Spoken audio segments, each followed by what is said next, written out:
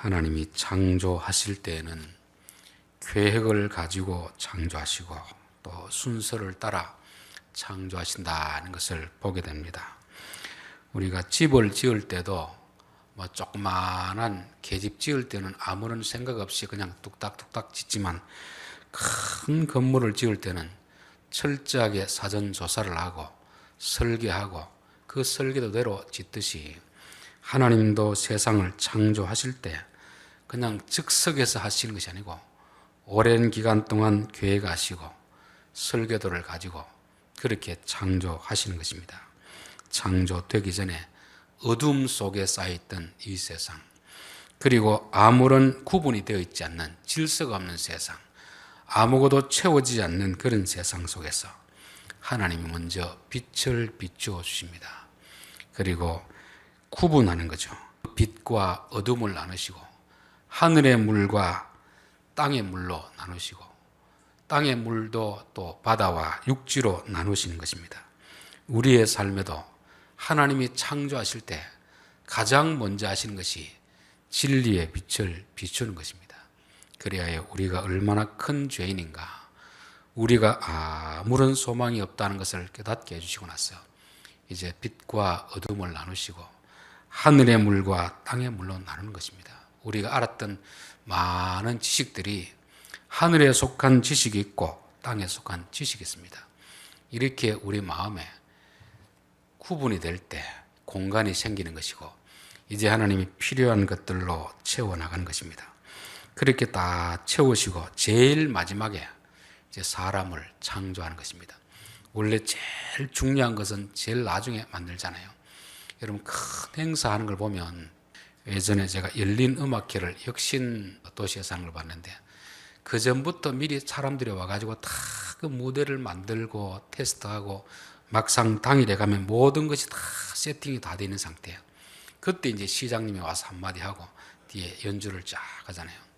하나님이 세상을 창조하실 때도 이 모든 무대 세팅을 다 하신 다음에 마지막으로 사람을 이렇게 창조하신다는 것을 보게 되는 것입니다. 오늘 26절 하나님이 이르시되 우리의 형상을 따라 우리의 모양대로 우리가 사람을 만들고 그들로 바다의 물고기와 하늘의 새와 가축과 온 땅과 땅에 기는 모든 것을 다스리게 하자 하시고, 그러니까 하나님이 계획을 가지고, 물론 다른 창조 때도 다 계획을 가지고 창조하셨겠지만 다른 것들은 다 기록으로 남기지 않고 사람을 창조할 때는 특별히 우리가 이런 용도로 사람을 만들자 계획을 세웠습니다. 그 용도가 뭐냐면 하나님이 창조하신 만물을 사람에게 맡겨서 사람으로 하여금 다스리게 하자, 그렇게 계획을 가지고 했습니다. 그래서 사람을 만물의 영장이라고 하는 것은 사람은 하나님의 대리자로서 하나님이 지으신 세상을 다스려야 가야 될 그런 존재이기 때문에 그런 것입니다. 우리가 흔히 이제 다스리다고 할 때는 오해하는 경우가 있습니다. 다스리다고 하면 군림하고 지배하고 통치하는 것으로 그렇게 생각할 수 있는데 이것은 타락한 인간이 가지는 생각이고, 하나님이 다스리다고 할 때는 돌보고 섬기는 것입니다. 마치 부모가 자녀를 낳아서 자녀가 잘 자라도록 돌보고 섬기는 그런 상태를 다스리다고 하는 것입니다. 그래서 저는 교회나 직장이나 그 조직의 장이 된 사람들은 이 생각부터 좀 바꿔야 된다. 일반적으로 세상 사람들은 뭔가 좀 남들보다 높은 지위에 오르면 그것이 마치 대단한 것인 양 생각하고 밑에 사람들을 자기 마음대로 종 부리듯이 그렇게 하려는 생각들이 많이 있습니다. 이게 타락한 인간이 가진 생각이고 하나님은 그렇게 하지 않습니다. 큰 자가 작은 자를 섬기라. 하나님이 애당초 처음에 다스리라고 할 때는 이런 의미로 주셨는데 인간이 타락하다 보니까 하나님의 형상이 아니고 짐승의 형상이 되어서 내가 힘이 있으면 약한 자들을 마음대로 함부로 행하려는 그런 마음의 자세로 바뀐 것입니다. 그렇기 때문에 우리 사람은 이 자기 위치, 역할을 분명히 알아야 됩니다. 하나님보다는 낮은 위치에 있고 세상 만물보다는 높은 위치에 있습니다. 그렇기 때문에 우리는 하나님을 잘 섬겨야 됩니다. 밑에 있는 모든 생물들에 대해서는 하나님의 마음으로 잘 돌봐야 되는 것입니다. 이 세상이 타락하면 어떤 일이 벌어지느냐 하면은 사람이 하나님처럼 되려고 하는 것이 이게 타락 아닙니까? 또 인간이 어리석어지면 우리가 잘 돌보고 섬겨야 될 그 짐승들을 사람 위에 떠받드는 것입니다. 그래서 지금도 인도에 가면 소들이 지나가면 차를 멈추고 소가 다 지나갈 때까지 기다립니다. 왜냐하면 그들은 소를 신으로 보는 거죠. 하나님이 애굽에서 이스라엘 백성들을 건져낼 때 10가지 재앙을 내립니다. 10가지 재앙. 그 재앙 보면 피, 개구리, 이, 파리 이런 걸 다 신으로 섬기고 개구리도 신으로 섬기고 이도 신으로 섬기고 그 미물들 짐승들을 다 신으로 떠받들고 있거든요. 하나님이 볼 때 얼마나 마음이 아프겠습니까? 예를 들면 아버지가 자식에게 장난감을 사줬습니다. 그것은 장난감을 가지고 놀라고 사줬는데 이 아들이 장난감을 앞에 놓고 절하고 있다면 사준 아버지 마음이 얼마나 괴롭겠습니까? 오늘 이 세상이 그런 것입니다. 사람은 만물을 다스리는 자로 세웠는데 하나님을 무시하고 오히려 그 짐승들, 자연 만물을 섬기는 것입니다. 태양에게 절하고 달에게 절하고 높은 산 바위에 가서 절하고 큰 고목나무 아래에 절하고 짐승들을 사람보다 더 높이는 이것이 바로 타락하고 어리석은 사람들이 하는 행동 아닙니까? 또 우리에게 돈을 잘 쓰라고 하셨는데 사람은 돈의 노예가 되어서 돈의 다스림을 받는 이런 시대가 되었습니다. 그래서 우리는 하나님이 다스리라고 하신 대상은 다스릴 수 있어야 되고 섬기라고 하신 대상은 잘 섬길 수 있어야 된다. 우리는 하나님을 섬기는 존재이지 돈을 섬기는 존재도 아니고 큰 나무를 섬기는 존재도 아니고 높은 바위 올라가서 절하고 하는 그런 존재가 되어서는 안 된다는 것을 말씀하는 것입니다. 자, 그러면서 그런 목적을 가지고 창조를 하는데 하나님의 모양대로 하나님의 형상대로 그렇게 만든다는 것입니다. 여기서 형상과 모양이라는 것은 단어는 다르지만 같은 의미입니다. 그래서 유대 문학적 기법으로서 강조할 때는 서로 다른 단어를 가지고 반복해서 이렇게 강조하는 그런 경우가 있습니다. 그렇기 때문에 그것이 같은 의미라는 것을 말씀하기 위해서 27절에는 하나님이 자기 형상 곧 하나님의 형상대로 사람을 창조하시되 그런 것입니다. 형상은 뭔가 모양은 뭔가 똑같은 것입니다. 똑같은 것을 반복하는 거죠. 하나님의 형상대로 이 말은 하나님의 외적 그런 모습이 아니고 하나님의 중심, 하나님의 마음을 말하는 것입니다. 즉 만물을 다스리되 하나님의 마음을 가지고 다스리라는 것입니다. 우리가 누구에게 자녀를 맡기면 맡은 사람은 어떤 마음으로 그 자녀를 돌봐야 되겠습니까? 맡긴 부모의 심정으로 돌봐야지 내 아들 아니니까 내 마음대로 해서는 안 된다 이런 것이죠. 하나님의 형상이라는 것은 하나님의 마음입니다. 하나님이 창조하신 그 만물을 하나님이 어떤 마음으로 돌보고 있을까? 부모의 심정으로 돌보는 것이고 그것을 대신 누구에겐가 맡기는데 맡은 사람들은 그 부모의 마음, 하나님의 마음을 가지고 세상을 다스려야 되는데요. 불행하게도 인간이 타락을 해버렸습니다. 그래서 하나님의 형상이 고장이 나버린 것이죠. 왜곡된 것이죠. 하나님의 형상으로 만든 인간이 타락을 하니까 짐승의 형상이 되는 것입니다. 내보다 아래에 있는 사람들은 잘 돌보고 섬기는 것이 아니라 지배하고 착취하고 독재하는 이런 인간이 되어버린 것입니다. 그래서 하나님은 다시 한번 창조주의 원래 상태 그것을 보여주기 위해서 예수님을 이 땅에 보냈습니다. 그래서 요한복음 1장 14절에 보면 말씀이 육신이 되어 우리 가운데 거하시매 우리가 그의 영광을 보니 아버지의 독생자의 영광이요 은혜와 진리가 충만하더라. 타락한 형상, 우리는 창조 때 살지 않았기 때문에 지금은 우리의 인간 생각이 원래 그런 것처럼 생각하지만 이거는 타락되고 고장된 생각, 고장난 생각입니다. 원래 마음이 어떤가를 보여주기 위해서 예수님을 보냈습니다. 나는 마음이 온유하고 겸손하니. 요게 타락하기 전에 인간의 마음인 것입니다. 그래서 구원을 하신 이유는 뭐냐면은 그 형상을 본받게 하기 위해서 한다는 것입니다. 우리가 제일 좋아하는 요절 구절이 뭐냐면 로마서 8장 28절입니다. 우리가 알거니와 하나님을 사랑하는 자 곧 그의 뜻대로 부르심을 입은 자들에게는 모든 것이 합력하여 선을 이루느니라. 얼마나 사람들이 좋아합니까? 그런데 28절만 딱 떼가지고 자기가 원하는 것, 좋은 것을 해주는 것으로 그렇게 착각할 수 있는데, 그거는 29절을 설명하기 위해서 해놓은 것이죠. 하나님이 미리 아신 자들로 또한 그 아들의 형상을 본받게 하기 위하여 미리 정하셨으니. 하나님이 이런저런 사건 사고를 통해서 합력하여 선을 이룬다는 것은 원래 하나님이 창조하신 그 하나님의 형상, 그리고 타락했지만 예수님을 통해서 그 모습을 보여주고 나서 그거 회복하도록 하시는 것이 선을 이루는 것입니다. 빌립보서 2장 12절에 보면 그러므로 나의 사랑하는 자들아 너희가 나 있을 때뿐 아니라 더욱 지금 나 없을 때에도 항상 복종하여 두렵고 떨림으로 너희 구원을 이루라. 그렇게 말씀했습니다. 구원을 받으라는 것이 아니고 구원을 이루어 나가라는 것입니다. 하나님이 창조했을 때는 창조의 목적이 있었고 구원했을 때는 구원의 목적이 있는 것입니다.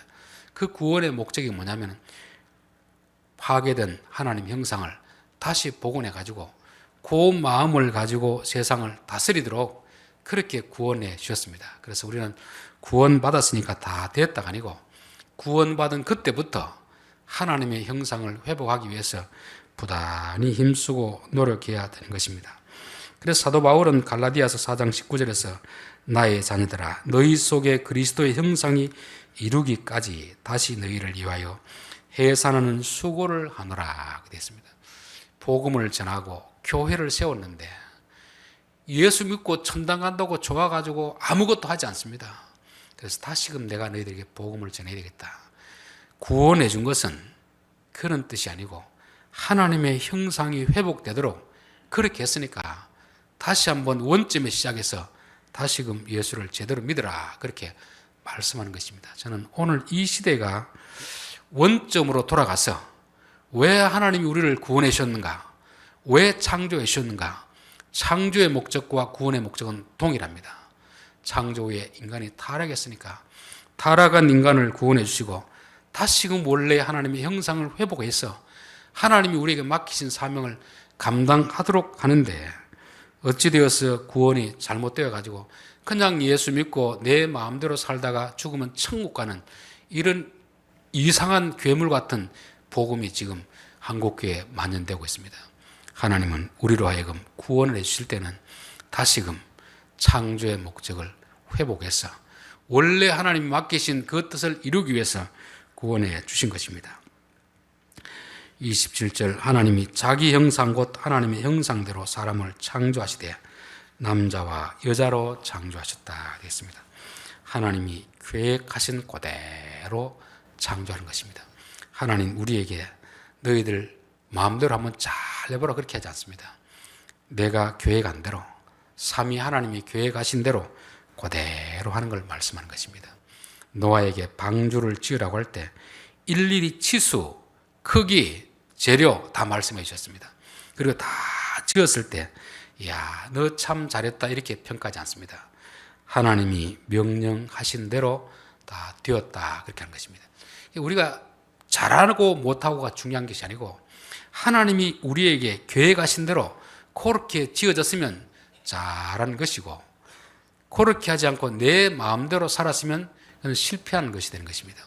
성경에 보면 우리가 태초 전부터 태어나기 전부터 우리 각 사람에 대해서 하나님이 계획을 가지고 있습니다. 그러니까 그 계획에 맞도록 세팅을 해가지고 가정 환경, 성격 모든 것을 다 맞추어서 우리를 세상에 내보내는 것입니다.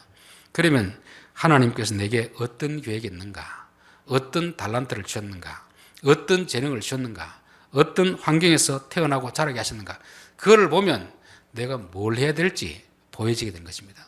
그런데 우리는 그 하나님의 계획대로 살지 않고 세상에서 성공하고 부자 되는 그런 길을 가는 것입니다. 그런 사람은 세상 사람들 보기에는 아무리 성공했다 할지라도 하나님이 보시기에는 실패했다고 보는 것입니다. 남들이 보기에는 아무리 실패한 것 같아도 하나님이 우리에게 주신 그 계획, 그 사명을 따라 살았다면 우리는 하나님 보시기에 성공한 것이 되는 것입니다. 성막 법궤를 만들 때도 모세에게 일일이 설계도를 다 지었습니다. 그리고 완성되었을 때도 그대로 되었는지, 하나님이 설계하신 그대로 되었는지 그거를 점검해보고 참 잘했구나 하는 것입니다. 그래서 건물을 지을 때도 내 마음대로 짓는 게 아니고 원래 설계하신 분의 설계도를 따라 지을 때 그 건물이 안전한 건물이 되잖아요. 근데 요즘은 보면 그렇게 하지 않고 중간에 막 바꾸고 또 철근 빼돌리고 그렇게 하다 보니까 껍데기는 다 지어졌는데 완전히 부실공사가 되어서 사고 나는 것과 같습니다. 저는 우리 사람들도 마찬가지라는 것입니다. 우리가 원하는 일을 하는 것이 아니고 하나님이 나를 어떤 쪽에 쓰시려고 태어나게 하셨는가, 그 하나님 주신 사명을 깨닫고 그대로 해야 되는 것을 말씀하고 있습니다. 자, 사람을 창조하시되 남자와 여자로 창조하셨다고 되어 있습니다. 왜 하나님이 남자와 여자로 창조했겠습니까? 하나님이 삼위로 계시기 때문에 그렇습니다.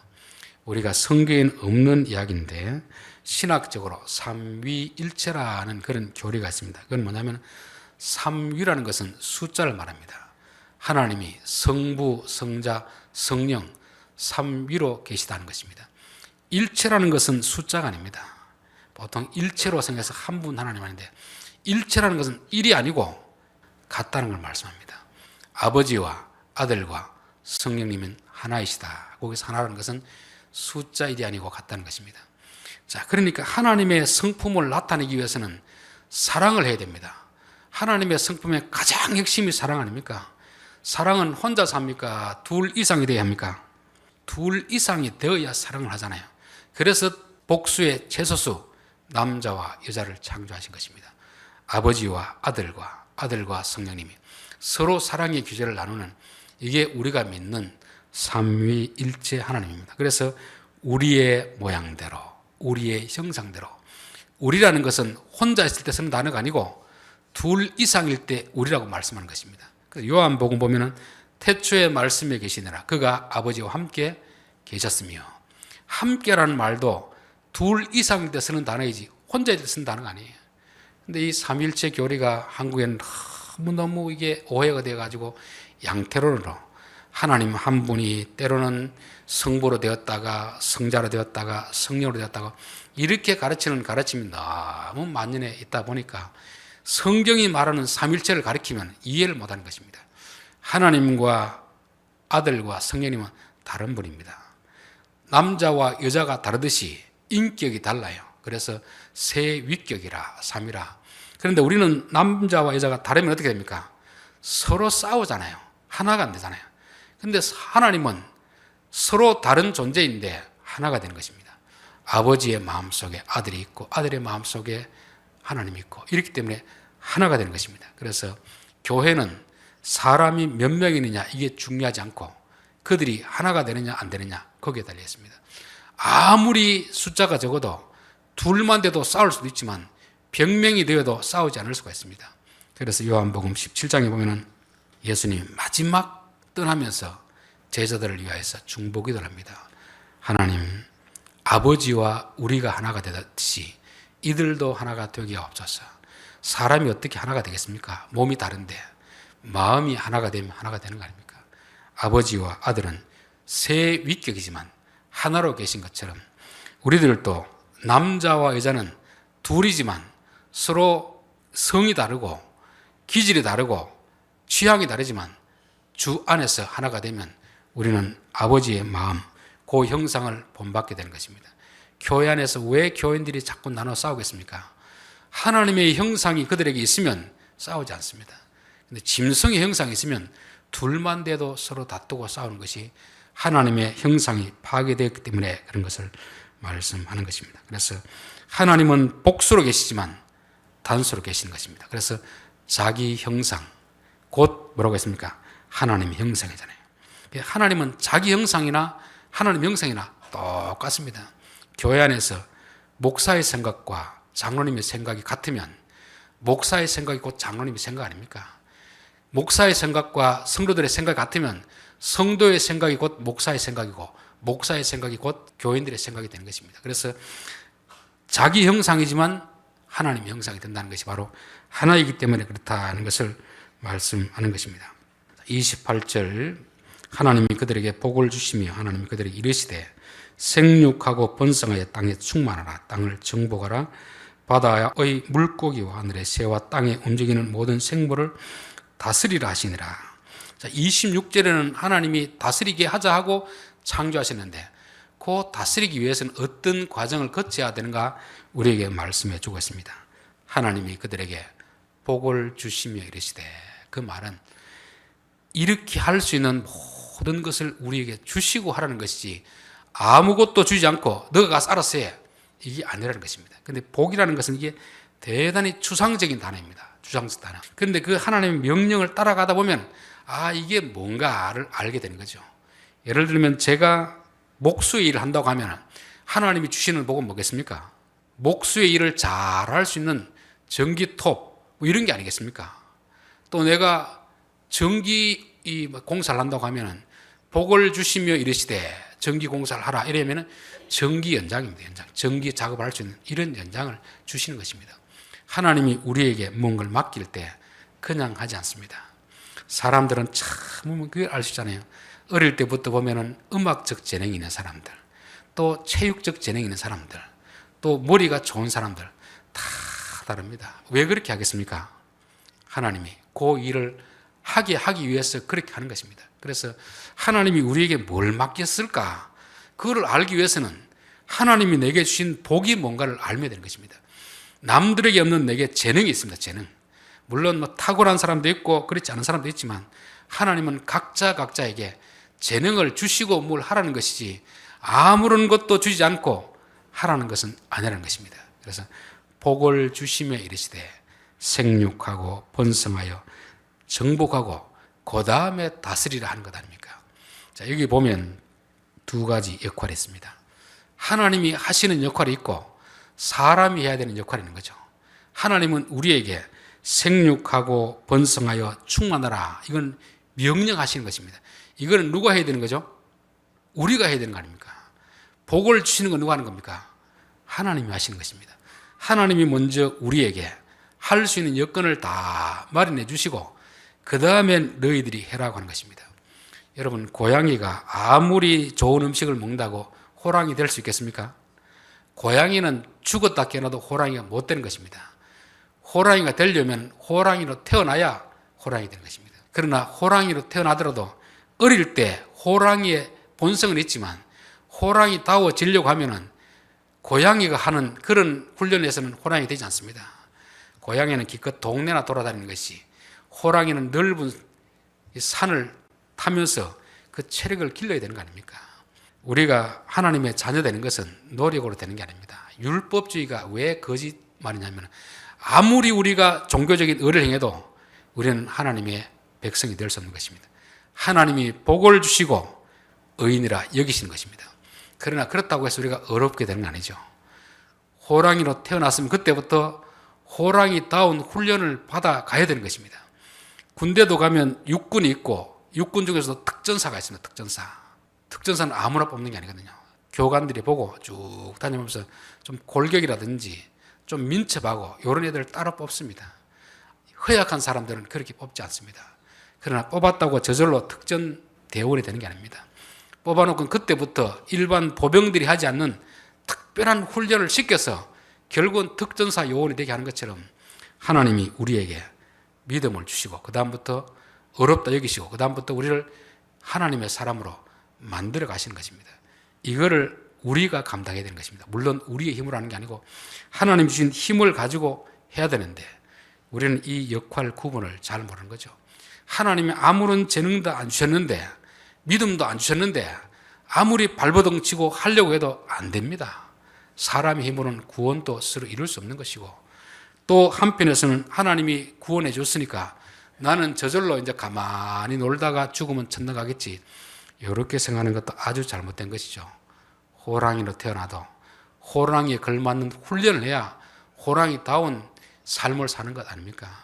우리가 하나님의 은혜로 구원을 받았으면 그때부터 하나님은 우리를 하나님의 형상을 회복하기 위해서 이런저런 많은 고난의 현장으로 우리를 내모시는 것입니다. 그렇기 때문에 기독교 안에서 기복주의만큼 잘못된 성경과 배치되는 그런 가르침이 없습니다. 기복주의는 예수 잘 믿으면 복받고 성공하고 자녀도 잘 되고 다 그렇다고 하는데, 그렇게 되면 사람이 훈련이 안 되거든요. 그러다 보니까 그런 가르침을 받은 사람들은 조금만 내게 어려운 일이 있으면 혹시 하나님이 나를 버리신 것 아닌가, 이런 생각으로 빠져들기 때문에 성경에 보십시오. 믿음의 사람들이 그렇게 땅에서 평안한 삶을 살았는지, 그들의 사명을 감당하기 위해서는 하나님 특별하게 남들보다 더 강도 높은 훈련을 시키는 것입니다. 이게 바로 하나님이 우리 창조하실 때부터 가르쳐 주신 것입니다.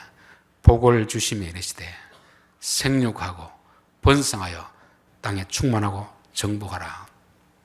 여러분, 우리가 다스리려고 하면 다스리는 대상을 알아야 됩니까? 몰라야 됩니까? 다스리는 대상을 알아야 그 대상자들이 통치하는 사람들의 말을 듣지, 아무런 실력도 없이 그 위에 자리만 지킨다고 해서 그 사람이 말을 듣겠습니까? 저는 공무원들이라든지 정치인들 그냥 위에서 낙하산 내리꼽듯이 꽂아놓으면 자리는 유지할 수 있습니다. 그렇게 되면 밑에 사람들이 전혀 존경하지도 않고 따르지도 않습니다. 그렇게 되면 자기도 불행하고 그 조직도 불행이잖아요. 그래서 하나님은 절대 그렇게 하지 않습니다. 요셉을 총리로 세울 때 그냥 세우는 게 아니잖아요. 철저하게 훈련을 시켜가지고 겸손의 훈련도 시키고 실력도 쌓게 해서 그 다음에 총리를 세우는 것입니다. 그래야 그 사람도 그 조직을 잘 이끌 수 있는 것이고 그 밑에 있는 백성들도 요셉 때문에 평안함을 누리게 된 것입니다. 사울은 그런 과정이 없이 세웠습니다. 하나님이 세우고 싶어 세운 게 아니고 하나님이 안 된다고 하는데도 굳이 자꾸 세워달라고 하니까 그러면 네가 원해라. 그게 사울 아닙니까? 2년 만에 하나님이 버리시는 것입니다. 38년을 하나님 버린 상태에서 백성을 다스리니까 그 나라에 전쟁이 끝이지 아니하였더라. 그것은 뭘 말하냐면 하나님이 우리에게 주시고 훈련하면 그 훈련을 잘 받고 역할을 감당하는 거지, 아무런 훈련도 하지 않고 그렇게 하면 어떻게 되겠습니까? 우리가 요즘 농사를 지을 때도 좋은 장비를 가지고 짓잖아요. 장비만 샀다고 되는 게 아니고 그것을 익숙해질 때까지 잘 보고 배우고 훈련해야 비로소 그게 우리에게 유익한 것이지, 아무것도 모르고 조작할 줄도 모르고 하다 보면 오히려 그 장비 때문에 더 위험한 일을 당할 수 있는 것입니다. 그래서 하나님은 복을 주시며 이르시되 생육하고 번성하여 땅에 충만하라. 그들을 정복하라. 정복하라는 것은 마음대로 하는 게 아닙니다. 그들의 속성들을 일일이 다 알고 그들이 어떻게 해야 다스릴 수 있는지 이걸 공부하라는 것입니다. 그 다음에 다스리라, 이렇게 말씀하고 있는 것입니다. 자, 29절 하나님이 이르시되 내가 온 지면에 씨 맺는 모든 채소와 씨 가진 열매 맺는 모든 나무를 너희에게 주노니 너희 먹을 것이 될지라. 하나님은 우리에게 사명을 시고 그 다음에 먹을 걸 주십니다. 그런데 우리는 어떻게 삽니까? 사명은 뒷전이고 먹고 살기 위해서 사는 것이 인생 아닙니까? 그래서 많은 돈을 주면 그쪽으로 우르르 몰려가는 것입니다. 오늘날 좋은 대학도 대기업이라든지 좋은 데 취직시켜주는 그런 곳으로 가는 거죠. 좋은 회사는 어떤 회사입니까? 돈을 많이 주는 회사가 좋은 회사잖아요. 이게 지금 타락한 시대가 우리에게 제시하는 그런 것입니다. 하나님은 먹고 사는 거 걱정하지 말고 너희에게 준 사명이 무엇인지 알고 그 사명을 감당하면 먹을 것은 내가 준비해 줄 테니까 걱정하지 말라고 하는 것입니다. 그래서 마태복음 보면은 무엇을 먹을까, 무엇을 마실까 염려하지도 말고 구하지도 말아라. 그의 나라와 그의 의를 구하라. 하나님이 내게 맡기신 일이 뭔가 그 일만 열심히 하면 일을 시키는 사람이 돈도 주고 밥도 다 챙겨주잖아요. 근데 우리는 이걸 반대로 하는 거죠. 내게 사명은 상관없고 어떻게 하면 돈을 많이 벌 것인가, 그 일을 찾다 보니까 사명은 다 뒷전이 되고 있는 것입니다. 오늘 결론의 말씀입니다. 창조의 과정을 통해서 하나님 왜 사람을 제일 나중에 만들었을까? 이 세상을 다스리라고 만든 것입니다. 그래서 우리는 세상의 종이 되면 안 됩니다. 세상의 노예가 되면 안 됩니다. 돈의 종이 되어서는 안 되죠. 우리가 다스려야 될 사람인데 종이 되면 되겠습니까? 그러나 하나님은 하나님의 성품, 하나님의 형상을 따라 지었습니다. 불행하게도 인간이 타락함으로 이 형상이 파괴되어 버렸고 고장이 났고 짐승의 마음으로 사람은 사는 것입니다. 그러다 보니까 조금만 돈이 있으면, 권력이 있으면 윗대 사람들에게 갑질하고 지배하려는 거 아닙니까? 그래서 하나님이 구원을 시켜주는 것입니다. 원래 창조 때 모습이 이 모습이다.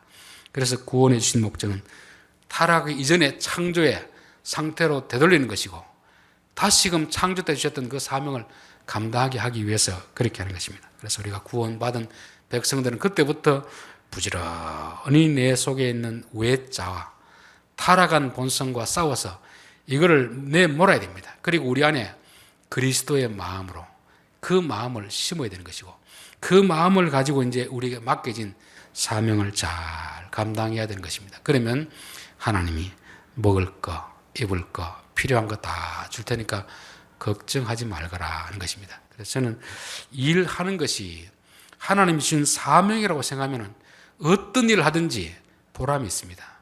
돈을 벌기 위해 산다고 생각하면 참 내 자신이 비참해지잖아요. 많이 주면 좀 내가 보람을 느끼고 열심히 일했는데 수입이 적으면 그만 막 낙심이 되잖아요. 우리 예수 믿는 사람은 절대 돈이 많고 적고를 떠나가지고 이것이 하나님이 내게 맡겨준 사명이다 싶으면 거기에 최선을 다하는 것이고 주시는 것도 하나님 필요한 만큼 많이 주시면 많이 누리면 되는 것이고 적게 주시면 적게 먹으면 되는 것입니다. 이게 하나님이 인간을 창조하신 목적임을 우리가 살펴보았습니다. 기도하겠습니다.